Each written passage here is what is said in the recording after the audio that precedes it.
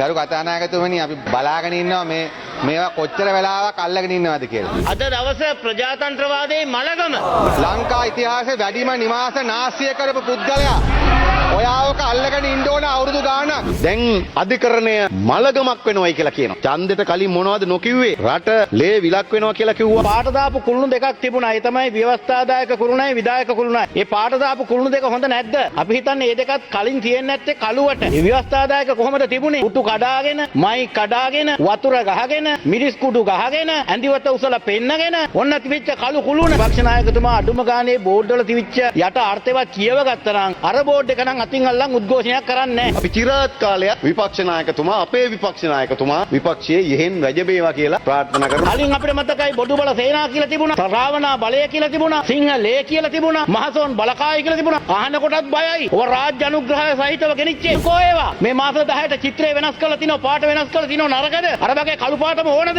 දැන් අධිකරණේ කුළුණ කළු කොල්ලා කළුවෙම තියන්න. කළුවෙන් තිනකොට ඔයාලට හොඳයි මහ බැංකු කඩන්න. කළුවෙන් තිනකොට ඔයාලට හොඳයි ජනාධිපති අරමුදල සල්ලි ටික හොරකම් කරන්න. ඒවා සුදු වෙනකොට කැමති නෑ. වෙන පාට ගන්නකොට කැමති නෑ. ගානව පාට වෙනස් කරනවා.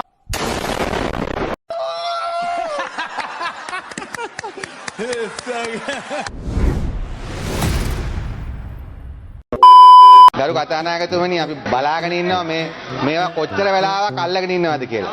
අද දවසම ඉන්න ඕන. මේකට ඇත්තටම විරුද්ධ නම් මේ සතියම මේව අල්ලන් ඉන්න ඕන. ගරු What's your honorable point of order, honorable leader of the opposition? අධිකරණයේ ස්වාධීනත්වයට මේ එල්ල කරන මරු පහරට විරුද්ධව අපි නැගී සිටිනවා. අන්න මරු. අද දවසේ ප්‍රජාතන්ත්‍රවාදයේ මලගම. ප්‍රජාතන්ත්‍රවාදයේ මලගම. ලංකාවේ නිවාස හදනවා කියලා ලංකා ඉතිහාසයේ වැඩිම නිවාස නාස්තිය කරපු පුද්ගලයා ඔයාවක අල්ලගෙන ඉන්න ඕන අවුරුදු ගාණක්. හරිද?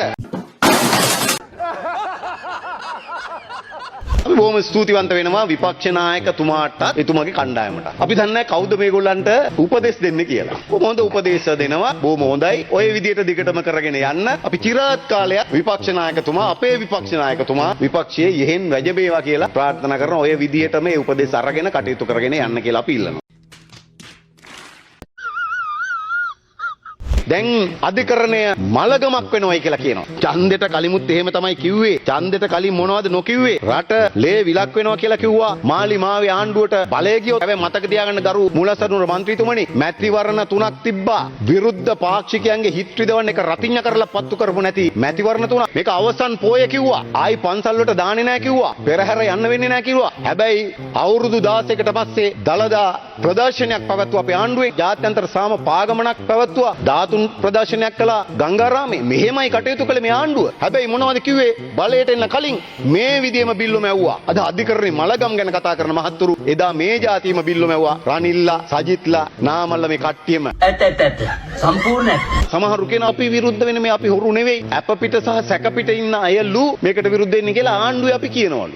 අපි කියනවා. ඉතින් අප පිට සහ සැක පිට ඉන්න අය විරුද්ධ වෙනවා. අප පිට සහ සැක පිට ඉන්න අයට උඩගෙඩි දෙන, ඒගොල්ලෝ ආරක්ෂා කරන, ඒගොල්ලෝ වටා පවුරක් ලෙස ඉඳගෙන අපි හොරු නෙවෙයි කියලා කියන, අපි සුදුනු කියලා කියන කට්ටියත් මේකට විරුද්ධ වෙනවා. අපිට තේරුම් ගන්න බැරි උබතෝකො ටික ඒක. ඕනෝක තමයි ප්‍රශ්නේ. දැන් නාමල්ලා විරුද්ධ වෙන ගැන අපිට හිතා ගන්න පුළුවන්. නාමල් නේද මම දැක්ක පහුගිය දවස්වල තැවිල්ලා ඇඟිල්ල දික් කරලා අපි කවුද කියලා දන්නවනේ. අපි දන්නව නාමල් කවුද කියලා. නාමල්ලා රාජපක්ෂලා කවුද කියලා අපි දන්නවා කරු නියෝජ්‍යකාර්ය සභාපතිතුමනි. තාජුදීන් මරපු විදිය අපිට අමතක නැහැ. ලසන්ත ඝාතනය කරපු විදිය අපිට අමතක නැහැ. සුදු ඈන් මේ රටේ ජනතාව පිටිපස්සේ ආපු විදිය අපිට අමතක නැහැ. ඒ නාමල්ලාගේ කෙරුවාව ගැන අපිට මතකයි. අයි ප්‍රශ්නයක්ද? පස්ස දොරෙන් යන්නේ නැද්ද මොකද්ද කිව්වෝ? ඉස්සරහ දොරෙන් පැනලා ගිහිල්ලා ශ්‍රීගුණාමලේ හැංගිච්ච විදියත් අපිට මතකයි. ඊට පස්සේ ඒගොල්ලන් ආරක්ෂා කළේ රනිල් වික්‍රමසිංහ. රනිල් වික්‍රමසිංහ ඒගොල්ලන්ගේ ආරක්ෂකයා බවට පත් වුණේ. ඒකනේ ඒ කාලේ රනිල් රාජපක්ෂ ආණ්ඩුව කියලා කිව්වේ. ආරක්ෂා කළේ රනිල්. ඒ රනිල් ආරක්ෂා කරපු අර ශිරාන් බාසික් මතකද? 2024 රනිල්ගේ ආණ්ඩුව කාලේ නිදොස් කොට නිදහස් වුණා. දැන් නැවත ලංකාවට ගෙනල්ලන්න දින 90ක් රැඳවුම් නියෝග ගහලා විමර්ශන කරගෙන යනවා. ඔන්න නීති ආධිපත්‍ය ක්‍රියාත්මක කරන විදිය. IMF එක රට අතහැරලා යයි කියලා කිව්වා. එල්බෝඩ් කාරෝ ටිකක් තමයි එන්නේ. පුරුදු නෑ, දන්නේ නෑ, වැඩ බෑ කිව්වා. හැබැයි අද මොකද වෙලා තියෙන්නේ?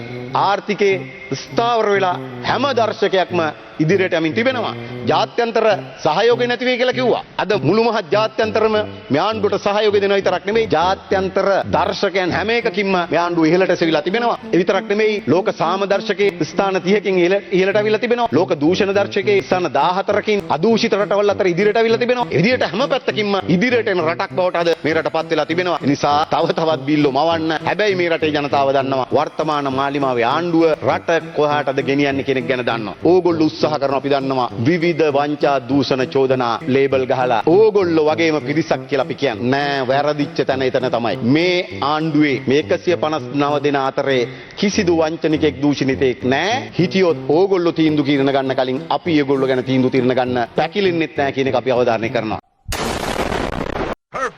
పూర్වේ මොකද්ද තිබුණේ? එක කුළුණක් තුන ව්‍යවස්ථාදායක කුළුණ, අනිත් එක විධායක කුළුණ, අනිත් එක අධිකරණ කුළුණ. අධිකරණ කුළුණ තිබුණේ කළුවට. ඒ තුන උඩ තිබුණා ඩෙමොක්‍රසි කියලා ප්‍රජාතන්ත්‍රවාදය ඒකත් කළුවට. ඒතර අධිකරණ කුළුණ කළුයි. අනිත් දෙක හැබැයි පාට දාලා. දැන් අදහස තිබුණේ අධිකරණ කුළුණත් පාට දාන්න හදන්නේ. දැන් අපි අහනවා පාට දාපු කුළුණු දෙකක් තිබුණා. ඒ තමයි ව්‍යවස්ථාදායක කුළුණයි විධායක කුළුණයි. ඒ පාට දාපු කුළුණු දෙක හොඳ නැද්ද? අපි හිතන්නේ මේ දෙකත් කලින් තියෙන්නේ නැත්තේ කළුවට. කළුවට තිබිච්ච එකක් තමයි පාට දාලා තියෙන්නේ. ඒතර ව්‍යවස්ථාදායක කුළුණ කලින් කළුවට තිබුණ බව පිළිගන්නවා එතුමන්ලා. මේ ව්‍යවස්ථාදායක කොහොමද තිබුණේ? මේ පාර්ලිමේන්තුව කොහොමද තිබුණේ? පුටු කඩාගෙන, මයි කඩාගෙන, වතුර ගහගෙන, ඔබතුමා ඉන්න පුටුවට වතුර වක් කරගෙන, මිරිස් කුඩු ගහගෙන, ඇඳිවත උසලා පෙන්නගෙන, ඔන්න තිබිච්ච කළු කුළුණ. ඒව තමයි අර පාට දාලා වෙනස් කරලා මේ අවුරුද්දයි මාස 10ක් ලස්සනට හදලා තියෙන්නේ. කළු කුළුණ මේ පාර්ලිමේන්තුවට ඇවිල්ලා දින 6න් මහ ජනතාවගේ බදු මුදලින් කෝටි ගාණක් වාහන ගත්ත ව්‍යවස්ථාදායකය. ඒක තමයි අර පාට වෙනස් කරලා වාහන බලපත්‍ර ගන්න නැති සංස්කෘතියක් හදලා තියෙන්නේ. ඒක තමයි වෙනස් කරලා තියෙන්නේ. ඒ වගේම තමයි ව්‍යවස්ථාදායකේ අපේ අතින් අත උස්සලා අපේ පෙන්ෂන් එක කපාගෙන තියෙනවා. කලින් තිබිච්ච කළු කුළුණ මේ පාට ගාලා වෙනස් කරලා තියෙන්නේ. ව්‍යවස්ථාදායකේ මන්ත්‍රීවරුන්ගේ විශ්‍රාමයට අපිම අහෝසි කරගෙන ඒක වෙනස් කරලා තියෙන්නේ එහෙම. ඒක නිසා ඒ ව්‍යවස්ථාදායක කුළුණ වෙනස් කරලා තියෙනවා. පෙන්ෂන් ගන්න නැති මන්ත්‍රීවරු හදලා තියෙනවා. නිල නිවාස ගන්න නැති ඇමතුරු හදලා තියෙනවා. පාර්ලිමේන්තුවේ ශික්ෂණයක් ගෙනෙත් තියෙනවා. ඒක නිසා ඒ වෙනස් කිරීම සම්බන්ධයෙන් මේ රටේ ජනතාවට තියෙන සතුට. විධායක කුළුණ වෙනස් කරලා තියෙනවා. පාට වෙනස් කරලා තියෙනවා. නරකද? කලින්ම අපිට මතකයි 77 ආපු විධායකය සති දෙකක් නිවාඩු දීලා ප්‍රජාතන්ත්‍රවාදය විනාශ කරන්න ගෙවල් ගිනි තියන්න එහෙම කටයුතු කළ විධායකේ මේ පාර විධායකයෙක් කිව්වා රතිඤ්ඤාවක් දාන්න එපා කියලා අනිත් මිනිසුන්ට රිද්දන්. ඉතින් එහෙම ඒක හොඳ නැද්ද? ඒක නිසා විධායකයා ව්‍යවස්ථාදායකයා කුළුනේ පාට ගාලා වෙනස් කරලා තියෙනවා. අධිකරණ කුළුණක් දැන් වලකින ආකාරයෙන් කළුයි. ඒකත් අර ආකාරයෙන් වෙනස් කරනකොට ජනතාව කැමති. ඇත්තටම මං හිතන්නේ මේ විපක්ෂ නායකතුමා අඩුම ගානේ බෝඩ් වල තිබිච්ච යට අර්ථවත් කියව ගත්තා නම් අර බෝඩ් එක නම් අතින් අල්ලන් උද්ඝෝෂණයක් කරන්නේ නැහැ.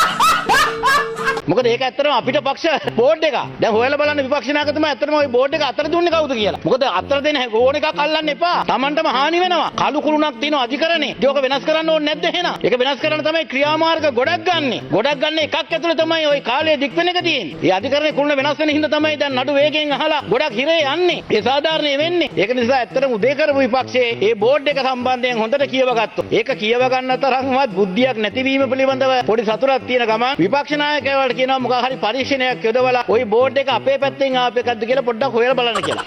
මොකද ඒක ඇත්තටම ගත්තොත් මේ අපිට පක්ෂ උද්ඝෝෂණයක්. මොකද මේ කුළුණු දෙකක් වෙනස් කරලා තියෙනවා. ඒ වෙනසට මේ රටේ ජනතාව කැමති. ඒක නිසා බුදුහාමේ මෙයින් පස්සේත් උද්ඝෝෂණ කරද්දී අපි ඉල්ලීමක් කරනවා පොඩ්ඩක් කියවලා බලලා තේරුම් අරගෙන බෝඩ් එකක් අල්ලන්න කියලා විපක්ෂ නායකතුමාට. සජිත් මෙලෝ දෙයක් දන්නේ. පව්. කලින් අපිට මතකයි බොදු බල සේනා කියලා තිබුණා. රාවණා බලය කියලා තිබුණා. සිංහලේ කියලා තිබුණා. මහසොන් බලකාය කියලා තිබුණා. අහන කොටත් බයයි. මහසොන් බලකාය. ඔන්න තිබිච්ච ඒවා. ඔය රාජ්‍ය අනුග්‍රහය සහිතව ගෙනිච්චේ. ජාතිය ભેද කරන්න, කුලල් කා ගන්න, අන කොටා ගන්න, දර්ගනගර ගිනි තියන්න, අර අමිත් වීරසිංහල දිගෙන ගිහිල්ලා මිනිස්සු අවුස්සන්න හදපු සංවිධාන. දැන් කො ඒවා? මේ මාස 10ට චිත්‍රය වෙනස් කරලා තිනවා, පාට වෙනස් කරලා තිනවා නරකද? අර වගේ කළු පාටම ඕනද? දැන් අධිකරණේ කුළුණ කළු කොල්ලා කළුවෙම තියන්න. කළුවෙන් තිනකොට ඔයාලට හොඳයි මහ බැංකු කඩන්න. කළුවෙන් තිනකොට ඔයාලට හොඳයි ජනාධිපති අරමුදල සල්ලි ටික හොරකම් කරන. ඒවා සුදු වෙනකොට කැමති නෑ. වෙන පාට ගන්නකොට කැමති නෑ. ගානව පාට වෙනස් කරනවා. කරන්න ඕන. අද බොදු බල සේනා නෑ. රාවණා බලේ නෑ. සිංහලේ නෑ. ලේකෝ ලේනෝ. ඒක තමයි දකුණු ආසියාවේ දෙවන සාමකාමීම රට. හොඳ නැද්ද මේක? චිත්‍රය වෙනස් කරන්න ඕනේ නැද්ද? කළුමද ඕන. කළු වල ඉඳලා කළු වලින් ගහගෙන කාලා කළුමකේම läගලා ඒකෙම ලක් ගන්න දෙන්නේ. ඒක ලක් ගන්න වෙනස් කරන්න තමයි ආවේ. චිත්‍රේ පාට කරන්න ආවේ. ඒ නිසා දැනගන්න ඔයාලට දීපු පිකට් බෝඩ් එක අපෙන් දීපු එක. ලැජ්ජයි ස්ටොප් එකට ඔයා. ලැජ්ජ වෙන්න ඕනලු.